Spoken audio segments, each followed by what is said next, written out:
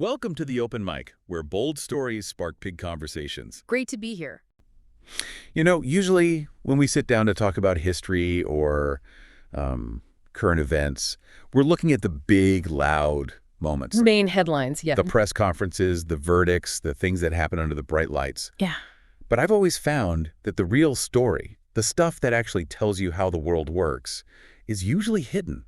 It's in the margins. It's in the paperwork. It's in the paperwork. Exactly. The bureaucracy of scandal? It's a fascinating place to live, if you have the patience for it. Right. And today, patience is the key word. Yeah. Because we are wading into a literal mountain of that paperwork. We're talking about the recent release from the U.S. Department of Justice. Yeah. A massive tranche of files related to the Jeffrey Epstein case. And when you say massive, you really mean it. I really do. We are talking about more than 3 million documents. It is a staggering amount of information. And it's important to understand what a document dump of that magnitude actually does. It's designed to overwhelm. It's a flood. When you release 3 million files, the expectation, and sometimes it's the strategy, is that the sheer volume of noise will just drown out any specific signal. It's a way of hiding a needle by throwing 1,000 more haystacks on top of it. So it's the information overload defense. Precisely. But our job here, and I guess the mission of this specific deep dive, is to reject that overload. Right. We're going to act as the filter. We aren't going to try and summarize 3 million pages. That's impossible. No. Instead, we are zooming in with a microscope on one single document, a needle that was buried deep in that stack that tells just a devastatingly specific story. And it's a story that hasn't really been told in this level of granular detail before. We're looking at a legal demand letter. Just a few pages. Just a few pages of text. But inside those pages, you have a narrative about a specific night in 2006, a broken promise, and a high-stakes confrontation that happened 5 years later. It's a story about a party in Palm Beach, a financial dispute, and an ultimatum. Yeah. And the cast of characters, well, it's heavy. We have Jeffrey Epstein, obviously the center of gravity for all of this. We have an unnamed exotic dancer whose voice is really the one driving this specific document. And then we have the man referred to in the legal text as Andrew Mountbatten Windsor. Which is such a specific way to refer to him. It strips away the Royal Highness. Totally. It strips away the prince. It reduces him to a private citizen with a surname. But we know him, of course, as Prince Andrew. As Prince Andrew, exactly. So here's the plan for this deep dive. We are going to unpack the specific mechanics of a demand for $250,000. We aren't just going to say she asked for money. We need to understand why that amount and why at that specific time. The timeline is absolutely critical here. It's everything. The dates 2006 for the incident and March 2011 for the letter are the key to understanding the legal maneuvers. This was not random. Not at all. And we're working primarily from a report by the Daily Mail, which, did the heavy lifting of combing through these DOJ files to find this letter from a law firm called Grunbeck and Vogler. That's our primary source. And I think what's going to strike you and the listener is the tone. This starts as a transactional dispute. It sounds like a contract law case. You didn't pay me. Exactly. You owe me money. But as we peel back the layers of why she wasn't paid and what she was actually doing, it just spirals into allegations that are incredibly dark.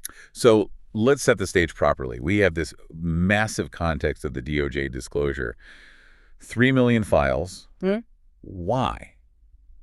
Why is this coming out now? Well, these releases are usually the result of years and years of litigation, Freedom of Information Act requests, court orders unsealing evidence from settled civil cases. The Epstein saga has been a legal knot for over a decade. Right. Slowly, that knot is loosening, and every time it does, thousands or millions of pages just fall out. And most of it was probably mundane, right? Yeah. Like flight logs we've seen before, procedural motions, emails about scheduling, that kind of thing. Precisely. A lot of it is dry.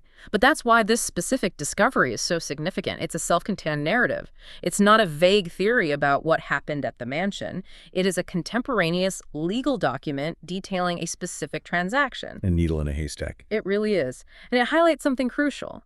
The Epstein scandal wasn't just one big event. It was 1,000 little interactions, transactions, disputes, and cover-ups. This story focuses on just one of those. A dispute over money. A dispute over money that, accidentally reveals the entire architecture of the abuse. So let's look at the calendar for a second. The documents are being released to the public now, in the present day. But the key document, this letter from Grunbeck and Vogler, is dated March 23, 2011. March 23, 2011. I want everyone to just keep that date in their mind. March 2011. Okay. But the story the letter tells, the actual event, happened way back in 2006. So we were looking at a 5-year gap between the party and the legal threat. And that gap is the first clue. In the world of legal settlements and high-profile allegations, timing is never accidental. You have to ask, why wait 5 years? Why send the letter in March 2011? Well, looking at the context provided in our source material, something huge, and I mean huge, happened just before that letter was sent. Exactly. February 2011. Just weeks, maybe a month before this letter is drafted, that is when the now notorious picture of Prince Andrew with his arm around Virginia Giuffre first emerged in the press. Oh, that photo. It's probably one of the most famous or infamous images of the last decade in terms of scandal. It changed everything. Before that photo, the connections between Andrew and the Epstein victims were largely rumors or, whispers in legal depositions that the public hadn't really latched onto. Right. The photo made it undeniable. It made it visual. It put the prince squarely in the frame, literally and figuratively. So imagine the atmosphere in March 2011. The photo's out. The palace is probably in complete crisis mode. Epstein is already a convicted sex offender at this point, right? Yep. Oh, yeah. He was convicted in 2008 in Florida. He'd served his 13 months. He was out. But the heat was rising again because of the Andrew connection. And then, in the middle of that firestorm, this letter just lands.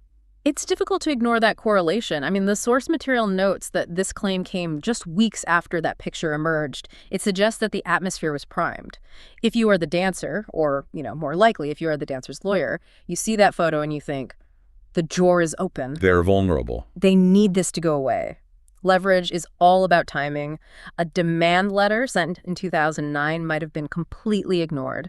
A demand letter sent in March 2011 when Andrew is already on the front page. That gets attention. That demands attention. Okay, so the trap is set in 2011. But to understand the trap, we have to go back to the bait. Let's go to 2006, the night in Palm Beach. The setup. According to the letter from the lawyer, William K. Vogler, we have an unnamed woman. She's described specifically as a popular dancer at Rachel's strip club. Rachel's. A specific venue. This grounds the story. We aren't talking about a random person picked up off the street. She's a professional. She's working in a specific, known club. And she gets an offer. This isn't a come hang out and we'll see what happens kind of vibe. Yeah. The lawyer is very clear. There was an oral contract. An oral contract. Legally, that is a binding agreement, though obviously much harder to prove than a written one. But the lawyer is asserting that terms were agreed upon. And those terms were, frankly, eye-watering. The letter states she was to be paid $10,000. $10,000. For one night. To attend a party and dance. Let's just stop and unpack that number for a second. In 2006, the economy was booming, sure, but $10,000 for a single night's work for a dancer. That is an astronomical sum. It sounds too good to be true, honestly. It implies a few things. First, it implies that the client, Mr. Epstein, was not price sensitive. I mean, money was no object. But secondly, and more importantly, a sum like that pays for exclusivity. It pays for discretion. Yeah. You don't pay $10,000 just for the dancing. You pay $10,000 to ensure the dancer comes to your private home, follows your rules, and keeps her mouth shut. It sets an expectation of a very high-end, very controlled environment. And the control started before she even got there. The report says she was chauffeured to the venue.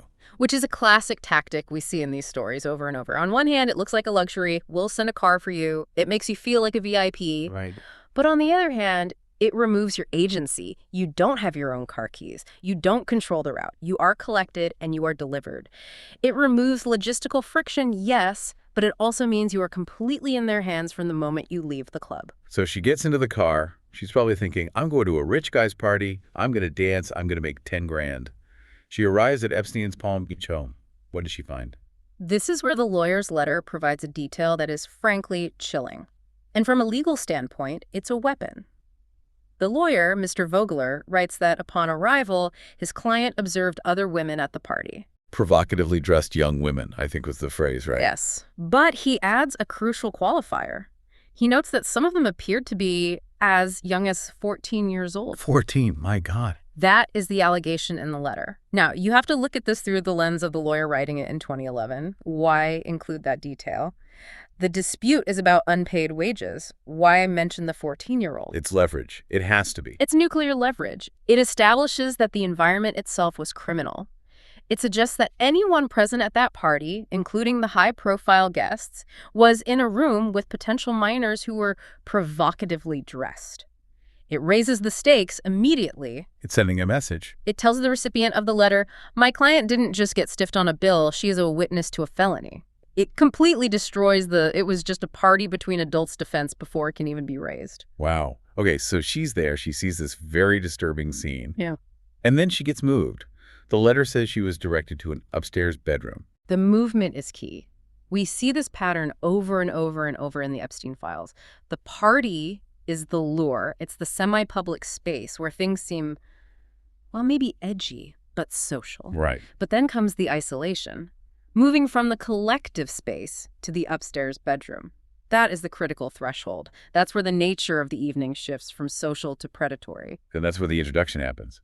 Epstein introduces her to his guest. And the letter names him explicitly. The then Prince Andrew. The then Prince Andrew. It's such an interesting phrasing by the lawyer. It acknowledges his status at the time. So now, the triangle is set. Jeffrey Epstein, the prince, and the dancer, alone in an upstairs bedroom. And initially, she does what she was hired to do. The lawyer says, my client then danced for the men. And she undressed. The text says she undressed until she was wearing only a bra and panties. Which, again, fits the description of an exotic dancer or a stripper. That is the service she believes she was providing under this $10,000 oral contract. Correct. Up until this moment in her narrative, she is fulfilling her professional obligation. She is performing. She is doing the job she agreed to. But then the request changes. And this is the pivot point of the entire allegation. The lawyer writes, Mr. Epstein and Prince Andrew then told my client they wanted to have a threesome.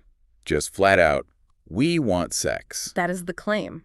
A direct proposition. And what was her reaction? Because remember, this is a woman who works in the sex industry or, adjacent to it as a stripper.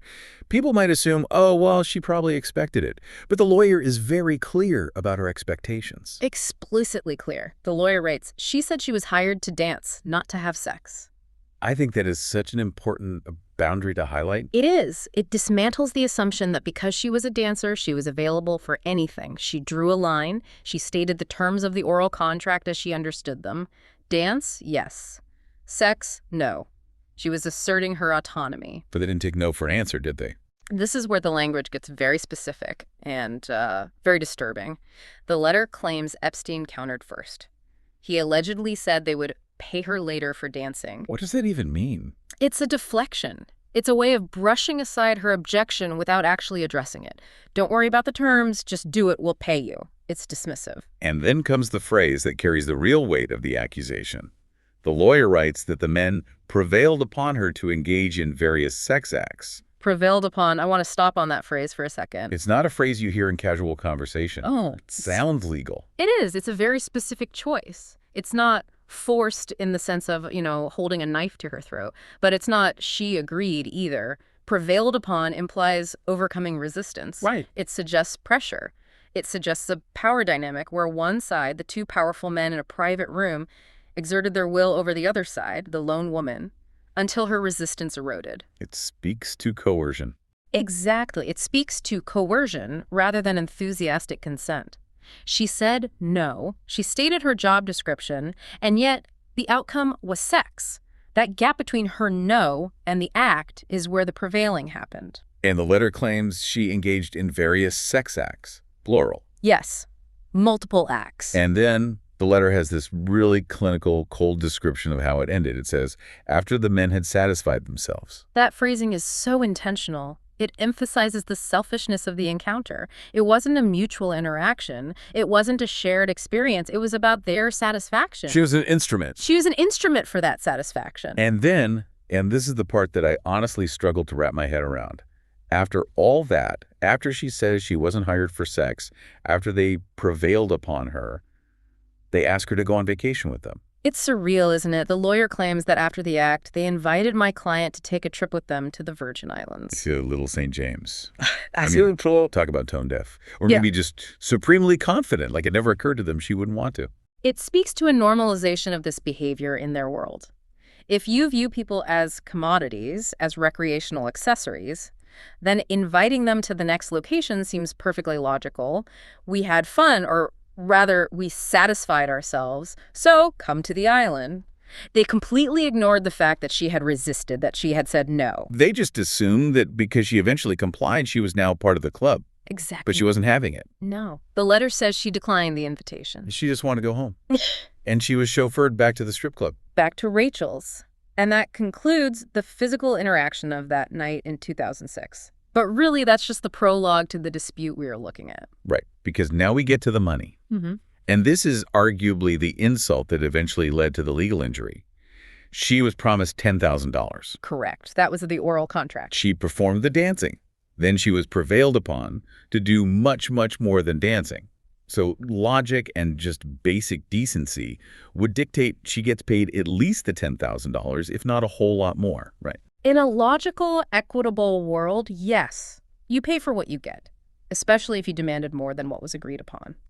But the source indicates she was shortchanged, drastically. The report says she only ever received $2,000 of the $10,000 promised. 20%. She did, what, 200% of the work, if you can call it that, and got 20% of the pay. And that discrepancy is the hook.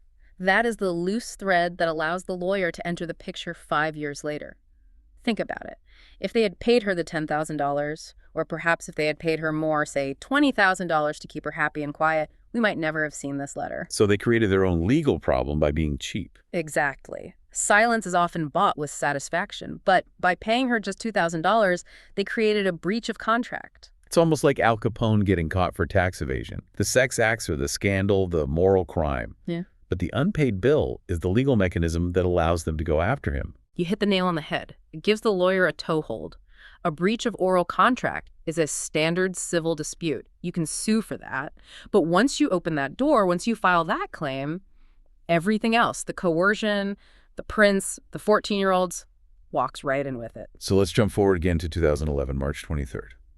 The letter is drafted by William K. Vogler of Grunbeck and Vogler. They're a Southern California firm. Which is interesting in itself, right? You have a California firm representing a client for a Florida incident involving a New York financier and a British royal. It just shows how these networks sprawl. And Mr. Vogler lays out the charges. He lists three main things: breach of oral contract, various torts, and this Latin phrase, quantum meruit. You're the expert here. Help us out. What does quantum meruit mean in plain English? Quantum meruit literally translates to as much as he has earned, or, what the job is worth. In legal terms, it's a claim you make when there isn't a written contract specifying the exact price, or when the contract was breached but services were still rendered. So how does it apply here? The lawyer is arguing, look, even if you dispute the $10,000 contract, my client provided services. You accepted those services. You benefited from them. You cannot be unjustly enriched by getting those services for free. He is essentially threatening to ask the court to determine the fair market value of the services provided. And considering that services shifted from dancing to various sex acts. Exactly. The lawyer is implying that the value of the sex acts, especially given they were coerced, is significantly higher than the $2,000 she was tossed. He's saying, you ordered the champagne, you drank the champagne, you can't pay for tap water. The lawyer actually makes a very poignant statement about this distinction in the letter. He writes, she was working as an exotic dancer, but she was treated like a prostitute. That is such a critical distinction. It frames the emotional and professional damage. An exotic dancer is a performer. She controls the stage. A prostitute, in the context this letter is using the term, is someone who is used for sex. The lawyer is arguing that his client consented to be a performer, but was forced into the role of a sex worker against her initial will. It strikes at her dignity, her professional boundaries. Which brings us to the question everyone always asks in these situations. We touched on it with the timeline, but psychologically, why? If this happened in 2006, why are we seeing a letter in 2011? And the letter addresses that directly. It has to. It's a question juries ask. It's a question the public asks. Mr. Vogler writes that his client delayed pursuing claims because she was not proud of the circumstances of that night. Shame. Shame is a powerful silencer. The source text says she wasn't proud. That aligns perfectly with the narrative that she was prevailed upon. I mean, if she had been an enthusiastic participant, perhaps she wouldn't feel that shame. That makes sense. But feeling like you were coerced or that you compromised yourself, that often leads to silence. You want to bury it. You want to forget it. Until, of course, the context changes. Until the photo comes out. Until you see the person who prevailed upon you smiling on the front page of the newspaper. That might have been the catalyst that turned shame into anger, or at least into a willingness to fight back. So Vogler sends this letter. He lays out the breach of contract, the torts, the quantum meruit, and then he drops the number. The demand. The dispute was over an unpaid $8,000. That's the gap between the $2,000 she got and the $10,000 she was promised. But the demand isn't for $8,000. Not even close. The demand is for $250,000. $250,000. That is a massive multiplier. It is. It's 25 times the original contract amount. And what was she offering in return for that sum? Silence. The letter states she would agree to keep confidential her interactions with Epstein and then Prince Andrew. It's a settlement offer. Pay me, and I sign an NDA. And if they didn't pay, what was the stick? The threat was explicit. She was willing to pursue her claim in the public courts if necessary, and she gave them a deadline. A short one, I bet. Very short. Just 9 days to pay up. 9 days. Pay me $250,000 in 9 days, or I tell the world what happened in that bedroom. That's the ultimatum. That is the essence of it. It forces a decision. It doesn't give them time to strategize for months. It says, fix this now. Now, we have to look at this from the other side. The source material includes emails between Epstein's lawyers reacting to this. How did they see it? Did they say, oh, wow, we messed up, let's pay her? Not exactly. They didn't see it as a fair settlement for trauma. They described it in their internal emails as a shakedown extortion. Shakedown extortion. Those are strong words. Well, you have to look at it from a defense attorney's perspective. You have to play devil's advocate here for a second. Okay. You have an alleged unpaid bill of $8,000. Suddenly, 5 years later, right when a terrible photo of your client's associate comes out, you receive a demand for $250,000. To a defense lawyer, that screams leverage. That looks like opportunism. They would argue she's charging a premium for the reputation damage. Exactly. Not for the actual services or the breach of contract. They see it as holding the prince's reputation hostage. But from the plaintiff's side? From the dancer's side? From her side, the $250,000 isn't just about the contract. It's damages. It's for the torts, the civil wrongs. It's for the distress. It's for the fact that she was, in her view, coerced into sex acts she didn't sign up for. In civil litigation, emotional distress and punitive damages often far exceed the actual financial loss. Right. If a doctor operates on the wrong leg, you don't just sue for the cost of the surgery, you sue for the damage to your life. She is suing for the damage to her life. So the big question, did they pay? That is the $1 million question, or rather the $250,000 question. And the source material states clearly, it is not known if Epstein ever settled the claim. We don't have a receipt. We don't, but we do know one thing. What's that? We didn't hear about this in public court in 2011. Ah, right.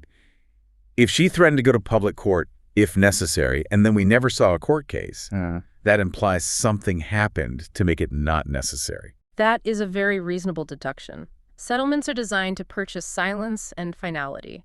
If a lawsuit was never filed, it is highly probable that some form of resolution was reached. But we don't know the number. Whether she got the full $250,000, or they negotiated it down, or they settled for a different amount, without the receipts, we can only speculate. But the silence resumed. I want to read a specific line from the source material regarding the prince's culpability here, just to be precise and fair to the text. It says, there is no suggestion of any wrongdoing by Andrew Mountbatten Windsor with the exotic dancer mentioned in the emails. And that is an important caveat in the reporting. The emails themselves, the internal chatter between Epstein's lawyers, might not admit wrongdoing. I mean, defense lawyers rarely write, our client is guilty, in an email. Of course not. They focus on strategy. So while the lawyers called it extortion, the letter from the dancer alleges specific wrongdoing. We have a conflict between the allegation in the demand letter and the characterization in the defense emails. Right, the defense emails call it extortion. They don't say, oh, no, he did it. They say, this is a shakedown. They attack the motive, not the facts. Exactly. They attack the accuser. It's a classic strategy. Now, this story doesn't exist in a vacuum. The Daily Mail report connects this to a pattern. This isn't the only time an exotic dancer has been linked to this group. No, it's not. And that's why these documents are so damaging. It's not a one-off event. The source material builds a case for a pattern of behavior. It mentions reports from 2019 about a former lap dancer. This was the incident in the 1990s, right? Yeah. Long time ago. Yes, much earlier. At Epstein's New York mansion, the allegation there was that the prince buried his face in her chest. Which, again, creates this image of, well, blurred lines, of treating women as props. And the source notes that Epstein frequently hired women to suit Andrew's taste. That suggests a procurement role. Epstein acting as the facilitator, the procurer for the prince's entertainment. And then there's the third story mentioned in the source. And honestly, this one feels the most cinematic in a very jarring way. This is the 2010 story. The Royal Lodge allegation. So this is 4 years after the Palm Beach incident. Correct. A second unnamed woman alleges Epstein flew her to Britain for sex. To the Royal Lodge. Isn't that Andrew's official home in Windsor? That is the allegation. She claims she spent a night with Andrew at his Royal Lodge home in 2010. She says she was in her 20s at the time. And there is a specific detail about the next day that it stops you in your tracks. You're referring to the tea. Yes. The tea. What is with that? She claims she was taken to Buckingham Palace for tea afterwards. Can you imagine? I mean, really try to picture that. You're flown in for sex, you stay at the Royal Lodge, and then the next day, let's pop over to Buckingham Palace for tea. It creates a jarring contrast. It highlights a kind of compartmentalization that's hard to fathom. On one hand, you have the illicit nature of the alleged night-paid sex, potentially coerced, hidden away. Right. And on the other hand, you have the extreme formality and prestige of the monarchy, the tea, the palace. It reinforces the idea of impunity, doesn't it? Yeah. That these two worlds, the sordid and the royal, were just comfortably coexisting in their minds. It suggests they didn't see a contradiction, or they simply didn't care. It was all just part of the lifestyle to them. And just like the Palm Beach dancer, this woman has a lawyer too. Yes. Her U.S. lawyer issued an ultimatum to Andrew and the royal family to discuss claims or face court action. So we see the same pattern repeated. Allegation, lawyer, ultimatum, threat of court. It's almost like a playbook. Or perhaps just the only recourse these women felt they had against such powerful figures. I mean, when you are up against a prince and a billionaire, you don't just call the local police, you call a lawyer who isn't afraid to write a threatening letter. So when you stack all these up, the 1990s face and chest, the 2006 Palm Beach dancer, the 2010 Royal Lodge visitor, what does this do to the prince? What's the cumulative effect? Well, the source material is explicit about the consequences. It says, this massive disclosure has, once again, thrown scrutiny on Andrew's embarrassing ties to Epstein. And those ties have had real-world consequences. This isn't just bad press. Not at all. Links that have already seen him stripped of his titles. That is the bottom line. The accumulation of these stories, even the ones that were settled, even the ones that were called extortion, created a weight of reputational damage that the institution of the monarchy could not sustain. It's the sheer volume, right? One accusation you might be able to brush off, oh, it's a shakedown. But when you have documents from 2011, reports from 2019, allegations spanning back to the 90s, it becomes a narrative. A consistent narrative. A narrative of entitlement, of using wealth and power to access women, and then of using lawyers to clean up the mess afterwards. You can't defend against a pattern that spans decades and continents. I just keep going back to that letter. March 23, 2011. It's just a piece of paper. It was buried in a DOJ file for years. But it captures so much. It captures the specific dollar amounts of how they value these women. $10,000 promised, $2,000 paid. And it captures the arrogance. To underpay someone you have just allegedly coerced into sex acts, that takes a special kind of hubris. It assumes that the person you have wronged is too powerless to do anything about it. It assumes they will take the $2,000 and just disappear. Until they find a lawyer like Mr. Vogler. Precisely. And I think the needle in the haystack analogy you used at the beginning is so perfect. We have 3 million documents. Most of them are probably boring. But then you find this, a demand for $250,000. A threat to expose a prince, and a deadline of 9 days. It's a snapshot of a crisis in motion. It freezes that moment in time when the walls were starting to close in. So as we wrap up this deep dive, what does this all mean for us, the listeners? Why should we care about a dispute from 2011? Because it shows us the machinery. We often hear about the big scandals when they finally hit the court or the news. But this document shows us the quiet battles that happen behind the scenes. The demand letters, the settlements, the silence that is bought and sold. It reminds us that for every story we know, for every Virginia Giuffre who goes public, there are likely dozens of demand letters that were paid and files that were closed that we will never, ever see. That is a very sobering thought. We are looking at one letter that leaked out of millions of documents. How many didn't? Exactly. And that brings up the final thought I wanted to leave with everyone. We don't know if the $250,000 was paid, but let's think about both possibilities. If it was paid, it bought silence for a time, but not forever, obviously.